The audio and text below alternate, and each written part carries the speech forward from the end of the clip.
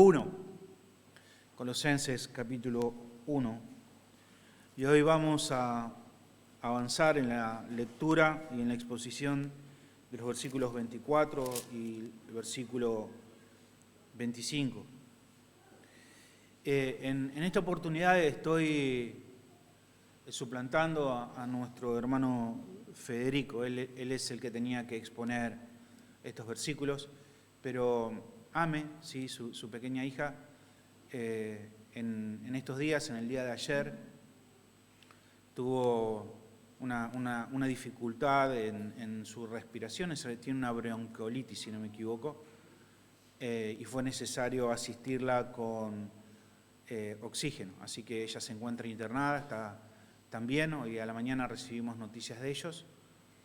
Ame está bien, está saturando mejor, pero bueno, están sus papás con ella en la clínica, así que estamos orando por ellos. Y yo doy gracias al Señor por esta oportunidad de poder exponer estos versículos. Así que les invito en reverencia a la palabra del Señor que usted pueda ponerse de pie y podamos leer del versículo 24 en adelante. Solamente dos versículos, versículos 24 y 25. El apóstol Pablo, escribiendo allí a los colosenses, dice: ahora me gozo en lo que padezco por vosotros y cumplo en mi carne lo que hace falta de las aflicciones de Cristo por su cuerpo, que es la iglesia, de la cual fui hecho ministro según la administración de Dios que me fue dada con vosotros para que anuncie cumplidamente la palabra de Dios. Gracias, Señor, te damos por tu palabra, la que tiene poder de transformarnos y de cambiarnos.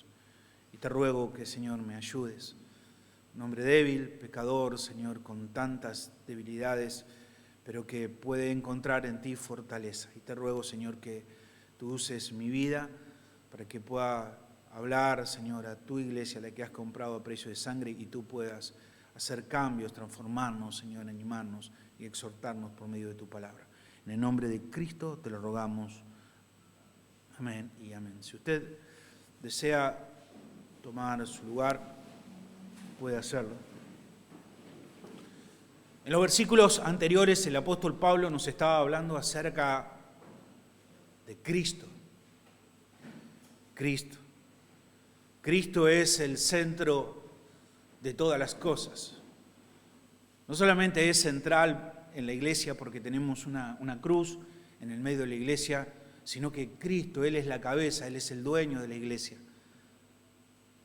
Él es el que edifica su iglesia. Nosotros solo somos colaboradores en lo que hacemos, en lo que cantamos, en lo que enseñamos. En todo, Cristo es el centro. Y el apóstol Pablo dice también que Cristo es superior a todo. A todo. No solamente podemos echar y poner nuestra confianza en Él, sino que debemos hacerlo porque Cristo es superior a todo. Él es superior a Moisés, es superior a los ángeles.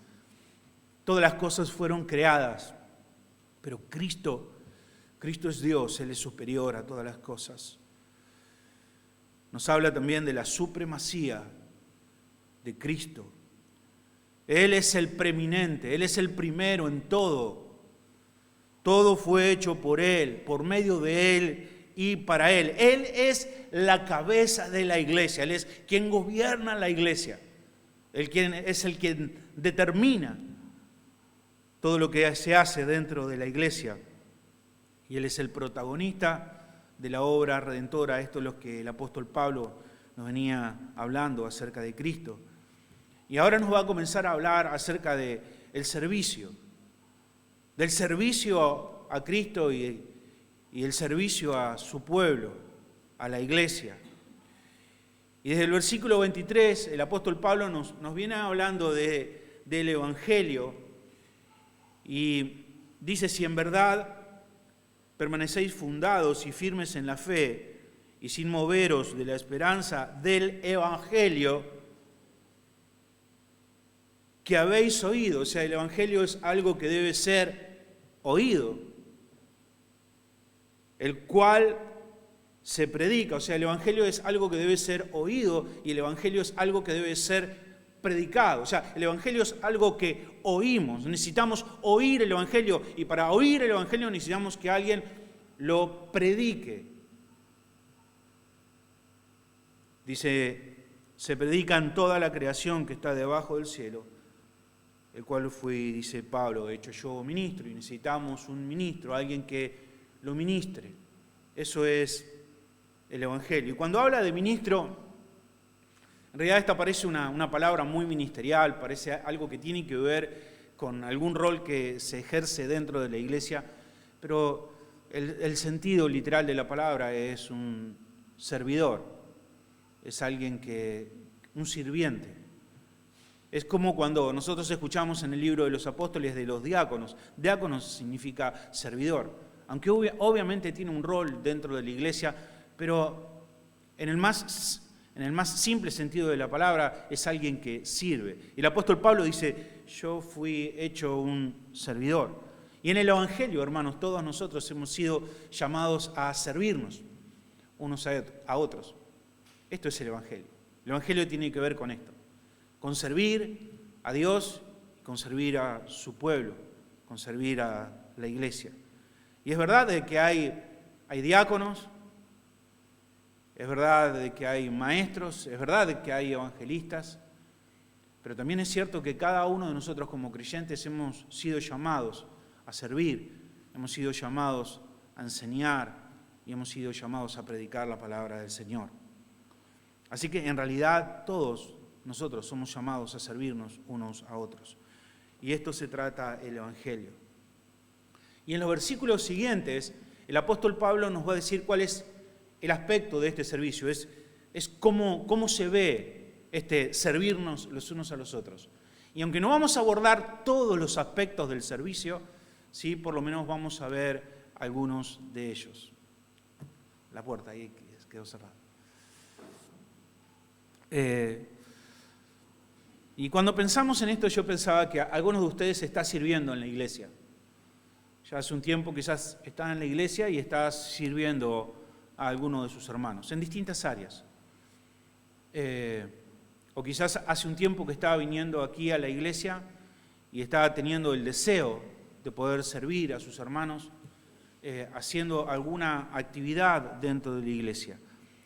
Y está muy bien que podamos ver estos versículos y que podamos pensar acerca del servicio a la iglesia y del Señor, pensando en que aquí vamos a encontrar instrucciones claras. No digamos en cómo, en todas las formas de hacerlo, pero sí principios que nos van a ayudar a tener claridad acerca de lo que significa servir. Entonces, veremos lo que es servir a Dios y servir a la iglesia. Versículo 24. Dice el apóstol Pablo, ahora yo me gozo en lo que padezco en vosotros. Y ya el apóstol Pablo no habla de forma plural. Cuando usted ve el comienzo de esta carta, se da cuenta de que el apóstol Pablo está hablando por él mismo y también por Timoteo. Entonces, habla en forma plural. Ya ahora, en este versículo, en el versículo 24, lo hace de forma individual. El apóstol Pablo dice, él, ahora yo, ahora me gozo, es singular, ahora me gozo en lo que padezco por vosotros. Y pareciera aquí que hay una contradicción, ¿no? Para nosotros no hay conexión entre el gozo y el padecer. No parece algo que tuviera relación, conexión una cosa con la otra. O estás padeciendo o estás con gozo. O una cosa o la otra. O la estás pasando mal y estás triste, o tenés gozo porque la estás pasando bien. Y no parece coherente para nosotros es que el gozo y el estar pasándola mal tuvieran algún tipo de relación. O esa persona no está bien, o es una persona que tiene el Espíritu Santo dentro. El apóstol Pablo es una persona que tiene a Dios dentro. Y por eso puede decir esto, que tiene gozo en los padecimientos. Ahora, obviamente que una persona común no es común decir, ok, me encuentro pasando por diversas circunstancias de dolor, de preocupación y y sin embargo siento algún tipo de gozo por esto. No es algo normal, no digo de que esto debe buscarse, y el apóstol Pablo no es que está diciendo que debemos buscar algún tipo de aflicción para experimentar gozo, no, sigue siendo puesto. El gozo no está puesto en el padecer, sino el gozo está puesto en el resultado de ese padecimiento. Y ahora, Pablo, hablando del gozo, y si prestamos atención a la carta que hemos venido estudiando los días jueves, nos damos cuenta que esta carta está escrita en la misma celda en la que fue escrita la carta a los filipenses. Pablo está encarcelado, y a los filipenses en esa carta él menciona mucho acerca del gozo, y nuevamente aquí vemos que el Señor pone gozo en el corazón del apóstol Pablo, a ver cuáles son, viendo o mostrándole cuáles son los frutos de ese padecimiento. Ahora, lo primero que tenemos que entender cada uno de nosotros es que el sufrimiento es algo universal. No hay ninguna persona que no experimente el sufrimiento en esta vida. Todos vamos a padecer sufrimiento. Eso tiene que ver con nuestra condición caída, eso tiene que ver con las consecuencias del pecado. Todos pasaremos por sufrimientos, todos. Y esa iglesia que anda por ahí, que tiene un cartel grande que dice pare de sufrir, bueno, no es muy bíblica esa expresión. Las personas pueden experimentar alegría un tiempo, pero la alegría es efímera. Y el sufrimiento es algo seguro. Todos, por una razón o por otra, experimentaremos el sufrimiento. La cuestión no es si sufrimos o no. Obviamente nadie quiere sufrir y no sería sano buscar el sufrimiento.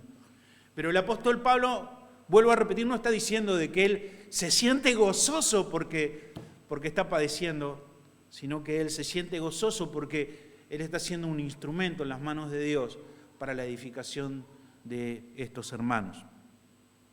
Y el sufrimiento fue algo necesario para que el Evangelio llegue a Colosas. Fue parte del precio que el apóstol Pablo tuvo que pagar para que muchos pudieran escuchar las noticias del Evangelio. Pablo pagó un precio por eso. Así como también hubo un precio que tuvieron que pagar muchas personas para que el Evangelio hoy llegue a nuestros oídos. De hecho, somos cristianos porque hubo muchas personas que dieron su vida, sus recursos, su tiempo, lo dieron todo para que hoy nosotros podamos estar sentados y podamos tener este libro en nuestras manos y poder abrirlo para saber lo que Dios quiere decirnos hoy. Hubo un precio. Y si usted quiere obedecer y quiere servir al Señor, sepa que el servir requiere muchas veces o implica muchas veces el que suframos. Vuelvo a decir, no es que nos gozamos en el sufrimiento, sino que hay gozo en nuestros corazones viendo cómo Dios puede usar ese sufrimiento para nuestro bien, muchas veces para el bien de otras personas y para la gloria de Dios, para su propia gloria. El Señor Jesucristo nos habló acerca de esto, que el que quiere servir al Señor y el que quiere servir a la iglesia debe saber que el servicio muchas veces implica sufrir. Eso dijo el Señor. Dice el Señor que sepamos, que debemos saber que lo que le hicieron a Él también nos lo van a hacer a nosotros. El Señor dijo, si a mí me aborrecieron, a ustedes también los van a aborrecer. No piensan que ustedes van a ser mejores. No piensen ustedes que van a ser mejores que mí. Si a su Señor y a su Maestro le hicieron esto, sepan ustedes que le harán hacer lo mismo. Hermanos, nosotros no podemos esperar amabilidad de un mundo, de un sistema que fue hostil con nuestro Señor. Si el mundo te está haciendo amigable, Debiéramos entonces preguntarnos si estamos en realidad viviendo la vida que nuestro Señor Jesucristo nos mandó a vivir. No crea que si nosotros no nos vemos igual, o sea, a veces esta idea de decir, ok, no vamos a ser distintas a las personas que están en el mundo. Mejor es vernos igual a ellos, oírnos igual a ellos, comportarnos igual a ellos. Porque de esa manera pensamos que quizás estamos triunfando, estamos ganando, estamos teniendo éxito. Pero hermanos, no se trata de engañar a los que están a nuestro alrededor. No se trata de disimular la fe.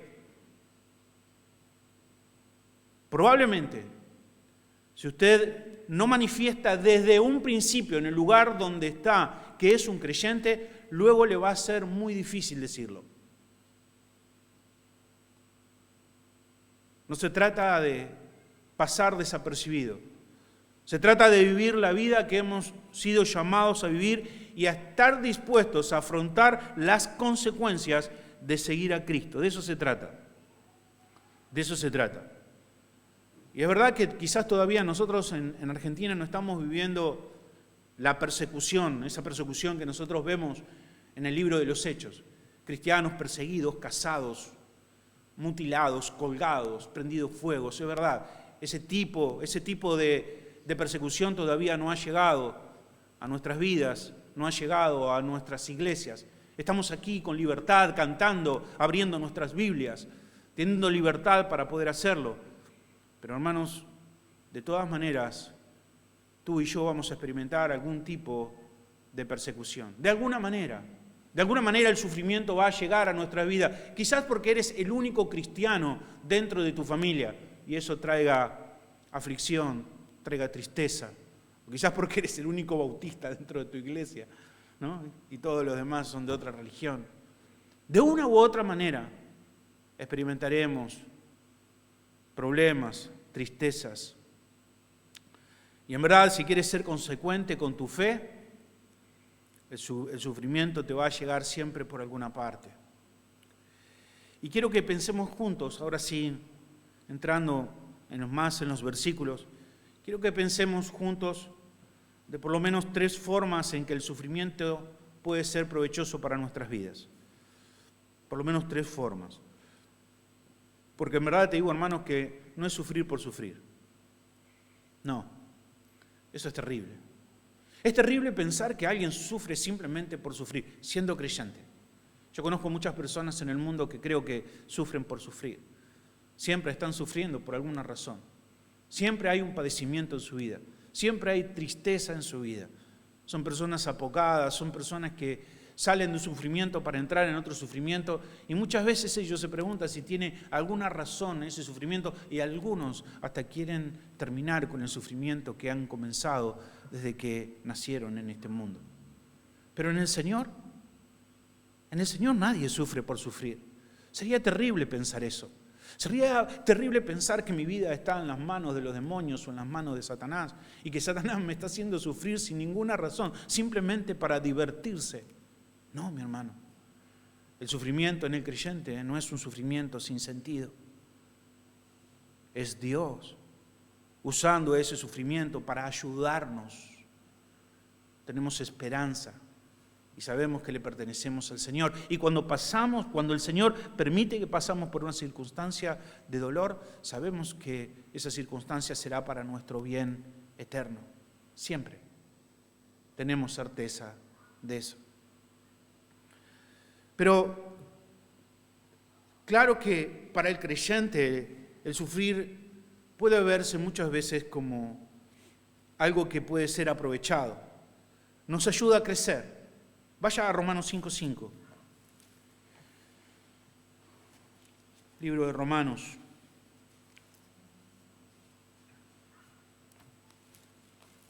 Hacia su izquierda. Romanos capítulo 5, versículo 5. Dice, y la esperanza no avergüenza, porque el amor de Dios ha sido derramado en nuestros corazones por el Espíritu Santo. Amén. Vamos a leer unos versículos anteriores, versículo 3, 5:3. Romanos 5:3. Y dice, y no solo esto, sino que también nos gloriamos en las tribulaciones, los problemas, en las dificultades. Nos gloriamos en las tribulaciones, sabiendo que la tribulación produce paciencia. O sea, no nos estamos gozando en las tribulaciones porque estamos siendo afligidos, sino por el producto de esta aflicción. Y si tú quieres ser un creyente completo, que no te falte nada, necesitas paciencia. Y la paciencia viene muchas veces a través de las aflicciones. Las aflicciones muchas veces nos hacen pacientes. Y aquí hay una cadena de beneficios que se desprenden del padecer. Porque dice, nos gloriamos en las tribulaciones sabiendo que la tribulación produce paciencia y la paciencia prueba y la prueba esperanza. Alguna vez escuché un predicador que le dijo, nunca le pidas a Dios paciencia. No pidas paciencia. Digo, ¿por qué? No, porque si tú pides paciencia, entonces vienen tribulaciones. Pero si evitamos las tribulaciones, vamos a evitar la paciencia. Y nosotros necesitamos ser hombres y mujeres pacientes. Y para eso muchas veces son necesarias las tribulaciones. De alguna manera, el dolor, la tribulación nos están ayudando en nuestro carácter. Así que aquí vemos una cadena de beneficios. Lo segundo es que nos ayuda a ser testigos. Primera de Pedro, ahora hacia su derecha. Primera de Pedro, el capítulo 3, un versículo que siempre compartimos también. Primera de Pedro 3:14. Dice, más también si alguna cosa padecéis por causa de la justicia. Bienaventurados, o sea, felices sois. Por tanto, no os amedrentéis, o sea, no tengáis temor. No os amedrentéis por temor de ellos, ni os conturbéis, no se perturben. Dice, sino santificad a Dios el Señor en vuestros corazones y estad firmes, preparados para presentar defensa con mansedumbre y reverencia ante todo aquel que los mande razón de la esperanza que hay en vosotros. O sea, si tú estás pasando por medio de una tribulación, si alguna cosa estás padeciendo, pero como creyente estás padeciendo sin que haya temor en tu vida, sin que estés conturbado como las personas en el mundo se conturban cuando reciben una mala noticia, cuando reciben un mal pronóstico, cuando reciben un mal diagnóstico, cuando reciben una carta documento, cuando reciben una circunstancia que provoca en ellos unas circunstancias de temor, y vemos expresado el temor en sus vidas, dice, miren, si a causa de padecer, pero padecer por la justicia, no por algo que hiciste mal, no porque te mandan una carta documento porque hace una semana que te quedaste en tu casa y no querés ir a trabajar, sino si padeces por ser un creyente, dice, no te conturbes. No. Y cuando no te conturbes, cuando no reacciones como todos los demás, como tus compañeros de trabajo, como las personas que están a tu alrededor, entonces las personas van a venir a preguntarte por qué estás actuando de una forma diferente. Entonces Pedro dice, está preparado para dar razón de tu fe. Dar razón. Entonces, muchas veces las circunstancias y padecimientos nos permiten testificar acerca de Cristo. Amén. Otra forma también que puede ser provechoso para nosotros, el padecimiento, es que nos permite comprender y consolar a otras personas. Segunda de Corintios, otra vez hacia nuestra izquierda. Primera de Corintios, capítulo 1, versículo 4.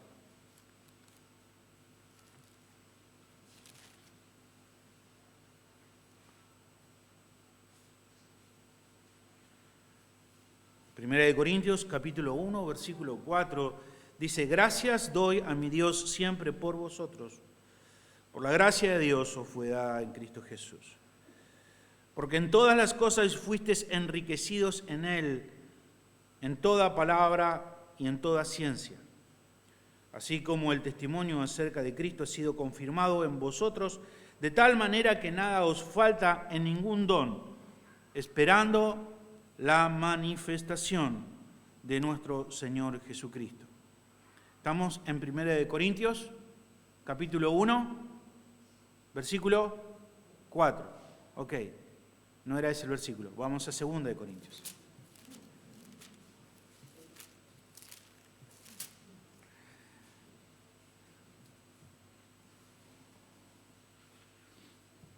Ahora sí, aflicciones del apóstol Pablo.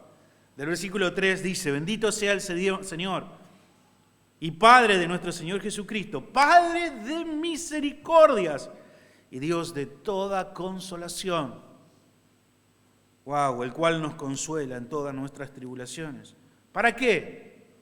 Para que podamos también nosotros consolar a los que están en cualquier tribulación. ¿Por medio de qué? Por medio de la consolación con la que nosotros fuimos consolados por Dios. Hermanos, de la manera en que nosotros enfrentemos las circunstancias difíciles y cómo nosotros ponemos nuestra confianza en Dios, eso va a ser testimonio para las personas que están a nuestro alrededor. Créeme, las personas que están a nuestro alrededor nos están observando. Créeme que sí. Cuando tú entras a un lugar o cuando alguien te pregunta acerca de tu fe, o en tu trabajo, o entras a un negocio, o estés donde estás, donde tú haces saber que eres un creyente, sabe, hermano, que las personas te observan. Comienzan a observarte cómo vives, cómo hablas, cómo piensas. Las personas te observan. Y en circunstancias difíciles que te toquen pasar, entonces vas a poder testificar acerca de Cristo por medio de esas circunstancias. Obviamente, estas son simplemente algunas de las formas que el sufrimiento puede ser provechoso a nuestra vida, pero podríamos ver muchas más. También el sufrimiento nos hace más agradecidos. A veces necesitamos pasar por enfermedades para ser más agradecidos acerca de las cosas que tenemos, más humildes. Muchas veces. Así que yo le animo, hermano, no que busque obviamente el sufrimiento, pero si está pasando por una circunstancia de padecimiento, le animo a que pruebe en aceptarlo, en aprender, en decirle al Señor: Señor, ¿qué tengo que aprender? Quiero aprender de esta circunstancia en la cual tú permites que pasemos. Dice el versículo 25, del cual fui hecho ministro. Fuimos hechos servidores, todos nosotros. No ministros en el sentido de que fuimos hechos ministros y ahora tenemos que armarnos un púlpito en nuestra casa y ahora de repente trasladamos esta idea de que tenemos algún primer lugar dentro de la iglesia porque somos ministros. No, somos servidores. No, esto no tiene que ver con cargos, esto tiene que ver con servir. Y dice el apóstol Pablo: según la administración de Dios que me fue dada con vosotros. ¿Ves? El servicio tiene que ver con los demás. No tiene que ver con servirse a uno mismo, sino tiene que ver con servir a otros. Dice: este es el servicio hacia ustedes. ¿Sabes, hermanos? En el mundo las personas que son mayores, que son más, las solemos distinguir porque son aquellas que mandan a más personas. Pero en la iglesia no es así. En la iglesia el mayor es el que sirve a más personas. Ese es el mayor. Ese es el mayor. De esto se trata, de servir a Dios y de servir a la iglesia. Y en la iglesia, hermanos, nosotros debemos tener una mentalidad de servicio. La mentalidad de que somos servidores, no consumidores. Somos servidores. No solamente que venimos acá, nos sentamos a escuchar un sermón. Venimos acá a servir. Hemos venido a servir al Señor y hemos venido a servir al pueblo de Dios. Hay algo que me encanta, mi esposa se fue de aquí. Bueno, me encantan muchas cosas de ella. Pero hay una cosa que me gusta mucho y me enseña mucho. Nosotros solemos ir a muchas casas de los hermanos. E intentamos hacerlo, vamos, le visitamos. Y cada vez que compartimos algo, y que generalmente compartimos algo para comer, cuando terminamos de comer, mi esposa se pone de pie y comienza a ayudar a la persona que está en la casa con la comida, con los platos, siempre hace eso. Nunca se queda sentada en un lugar esperando que le sirvan. Y eso a mí me da, o sea, me humilla en el sentido porque yo digo, bueno, yo estoy sentado acá y a veces contestando y estando con los hermanos algunas cosas, pero verla a ella, verla el deseo de servir, y lo hace de una forma genuina. Jamás yo tuve que decirle, Lore, ¿por qué no ayudás? Jamás. Es ese deseo de servicio que debe estar siempre en nuestros corazones, siempre. Hace un tiempo, partió el hermano Carlos. Nosotros, algunos de ustedes no le conocían porque este último tiempo congregó mucho en la iglesia de Merlo. Él es el papá de Carlos y el suegro de Nadia. Ese hombre, la primera vez que vino a la iglesia, estábamos en Figueredo, la primera vez que vino a la iglesia, no lo conocíamos, vino y de repente todas las personas salieron, hacíamos el break, a charlar, qué sé yo. Ese hombre, ¿sabe lo que hizo? Agarró un trapo y empezó a limpiar las sillas. La primera vez que vino a la iglesia. Él tenía claro que había venido a hacer algo a la iglesia. Y no era esperar que lo sirvan, sino a servir. Qué maravilloso ejemplo. Hoy está con el Señor. Pero su ejemplo nos quedó a cada uno de nosotros. El ver esa actitud de servicio en Él. Y esa es la actitud que nosotros debemos tener en la iglesia. Esa es... A veces, ahora hay una concepción moderna de la iglesia que es que no somos servidores, somos consumidores. Es que venimos acá, escuchamos, no me involucro en nada que tenga que ver con la iglesia, no hago nada. Esa es la concepción de la iglesia de hoy. Pero hermano, esa no es la concepción bíblica de lo que es la iglesia. Tú y yo fuimos llamados a ser parte de esta iglesia para servirnos unos a otros. Eso es la iglesia.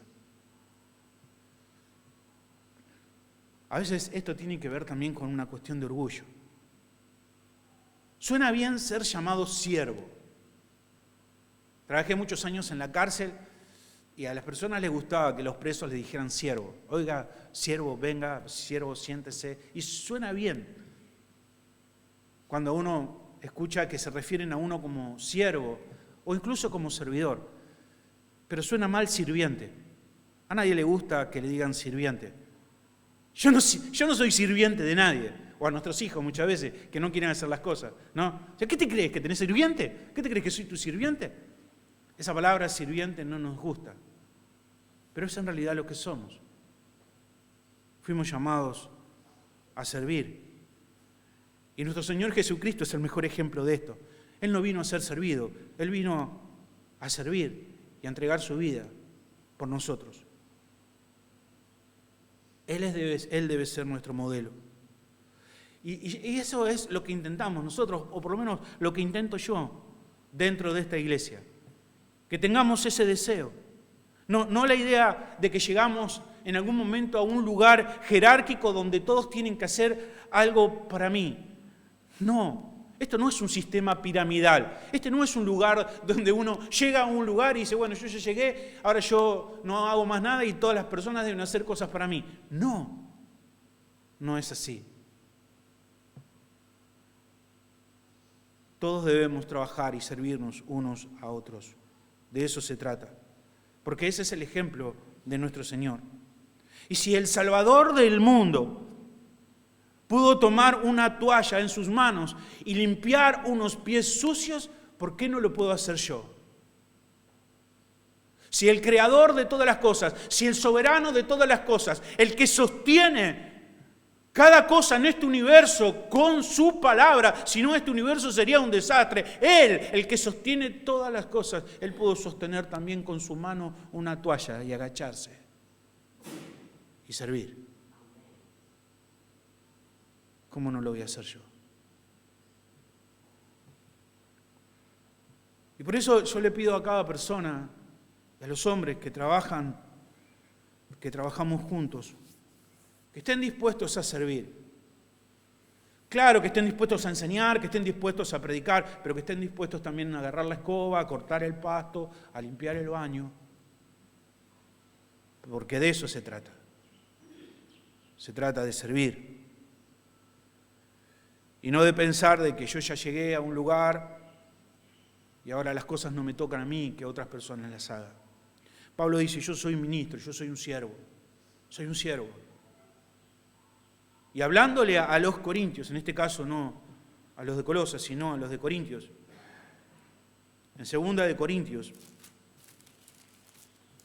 escucha a Pablo, escucha cómo él se refiere a sí mismo, note cómo él ve el ministerio. Hay una cuestión aquí con los corintios. El apóstol Pablo no tiene una buena relación con los corintios. Los corintios tienen incluso una sensación de desconfianza con el apóstol Pablo. No la pasa bien en medio de ellos. Y en una circunstancia que parece una discusión, el apóstol Pablo les habla a ellos acerca de cómo es él y cómo él vive el ministerio. Y en el capítulo 11, el versículo 22,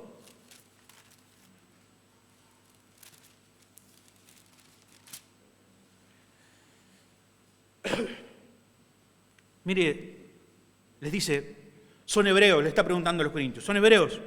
Yo también. ¿Son israelitas? Yo también. ¿Son descendientes de Abraham? Yo también, les dice el apóstol Pablo. ¿Son ministros de Cristo? ¿Son servidores de Cristo? Como si estuviera loco hablo. Dice, yo más. En trabajos más abundantes, en azotes sin número. En cárceles, más. En peligros de muerte, muchas veces. De los judíos, 5 veces he recibido 40 azotes menos 1. 3 veces he sido azotado con varas, 1 vez apedrado, 3 veces he padecido naufragio, 1 noche y 1 día he estado como náufrago en alta mar. En camino muchas veces, en peligros de ríos, peligro de ladrones, peligro de los de mi nación, peligro de los gentiles, peligros en la ciudad, peligros en el desierto, peligros en el mar, peligros entre falsos hermanos, en trabajo y fatiga, en muchos desvelos, en hambre y sed, en muchos ayunos, en frío y en desnudez, y además de otras cosas. O sea, como diciendo, esta lista no termina acá. Entre otras muchas cosas.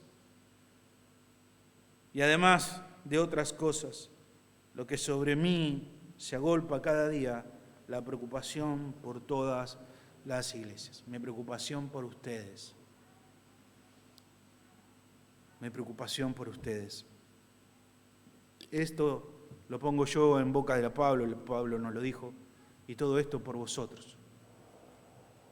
Por vosotros. ¿Para qué? Para que escuchen el Evangelio.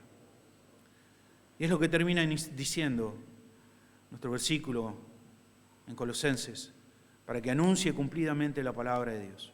Todo es para esto, para anunciar cumplidamente la palabra de Dios.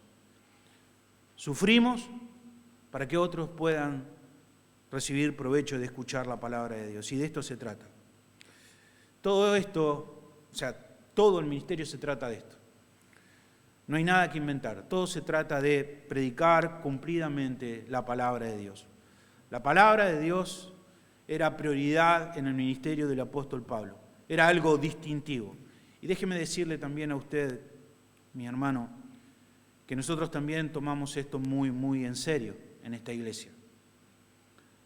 No sé si llevas un tiempo en esta iglesia,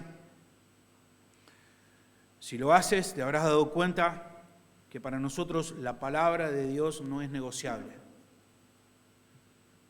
Vas a venir a las reuniones y vas a ver que estudiamos la Biblia versículo a versículo. Vas a escuchar los jueves y vas a ver que estudiamos la Biblia versículo a versículo. Incluso ahora a tus niños le están enseñando la palabra de Dios. Y lo que le enseñan a los niños, si tú no vienes al seminario, lo que le enseñan a los niños muchas veces es algo que vos vas a necesitar ir a un seminario para escucharlo. Enseñamos la palabra de Dios, enseñamos el Evangelio. Y es prioridad en nuestra iglesia. En esta iglesia queremos que la palabra de Dios sea central, porque es el ejemplo que nosotros encontramos en las Escrituras. Y eso es lo que queremos hacer en nuestra iglesia. No queremos inventar nada, no queremos inventar la rueda ya fue inventada. No hay nada que pensemos en qué tenemos que hacer en la iglesia. ¿Cuál es el plan de la iglesia? ¿Cuál es la visión de la iglesia? ¿Cuáles son las actividades de la iglesia? Está claro, todo el ministerio se trata de una cosa, que es predicar cumplidamente la palabra del Señor. Predicar todo el consejo de Dios. Es la palabra la que cambia, es la palabra la que transforma, es la palabra la que fortalece, es la palabra la que consuela, es la palabra de Dios. Y es todo lo que debemos hacer. No nos preocupa si hay personas que vienen y se van porque no encuentran nada atractivo. No es que vamos a quitar parte de la palabra de Dios para poner otra cosa. No, eso no es negociable. La palabra de Dios es central. Es eso lo que debemos hacer y no puede ser suplida. Y si tú quieres servir al Señor, si tú quieres ser un servidor, comienza por aquí. Comienza abriendo las Escrituras, estudiando la palabra de Dios, predicando la palabra de Dios, siendo testigos donde el Señor te ponga. Y luego que la palabra del Señor esté en tu corazón, el Espíritu Santo traerá consuelo, traerá gozo a tu corazón. Oramos, le pido a los hermanos que puedan estar pasando.